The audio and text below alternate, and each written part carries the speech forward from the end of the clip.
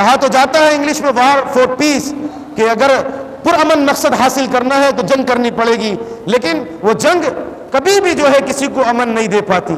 جنگ کا جواب جنگ ہوتا ہے، جو ہارتا ہے وہ تیاری کرتا ہے، جنگ کرتا ہے۔ اس لیے آپ صلی اللہ علیہ وسلم نے فرمایا کہ ہم معاہدہ کریں گے، ہم ایگریمنٹ کرنے کے لیے تیار ہیں۔ آپ صلی اللہ علیہ وسلم نے کہا بتاؤ کیا شرائط ہے؟ ہمارا آدمی آ گیا تو تمہیں لوٹانا پڑے گا، اور تمہارا آدمی آ گیا تو ہم نہیں لوٹائیں گے۔ بظاہر شکست معلوم ہو رہی تھی، لیکن اللہ کا فرمان آتا ہے اِنَّا فَتَحْنَا لَكَ فَتْحًا مُبِينًا لِيَغْفِرَ لَكَ اللَّهُ مَا تَقَدَّمَ مِن ذَنبِكَ وَمَا تَأَخَّرَ، کہ ہم نے تمہیں فتح مبین سے نواز دیا ہے۔ صحابہ تعجب سے پوچھتے ہیں یا رسول اللہ کیا یہ فتح ہے، یہ فتح مبین ہے؟ آپ صلی اللہ علیہ وسلم فرماتے ہیں ہاں یہ فتح مبین ہے۔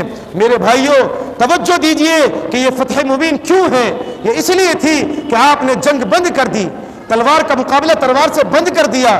کفار کے پاس، مشرکین کے پاس، دشمنوں کے پاس صرف تلوار تھی، ان سے تلوار کو بند کر دیا گیا، ان کے پاس کوئی چیز اب نہیں تھی۔ لیکن مسلمانوں کے پاس میں تلوار کے علاوہ نظریہ توحید بھی تھا، اسلام بھی تھا۔ ان کی تلواریں رکی تو ان کو پوری دنیا کے اندر دین کا کام کرنے کا ماحول مل گیا۔ جنگ بندی ہونے کی وجہ سے انہیں خطرہ ٹل گیا۔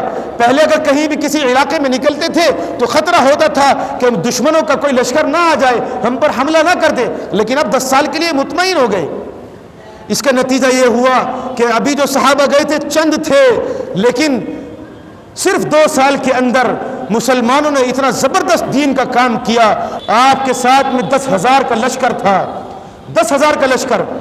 نہ آپ نے جنگ کی، نہ آپ نے کسی طرح کا کوئی دشمنوں پر زور جمایا، نہ ان کو کوئی ظلم ان کے اوپر کیا، بلکہ خاموشی سے اپنے گھر آئے، ان کے معاہدوں کو مانا، ان کی باتوں کو مانا، اور صرف 2 سال کے بعد جب واپس مکہ جا رہے ہیں تو آپ کے ساتھ میں 10,000 کا لشکر ہے۔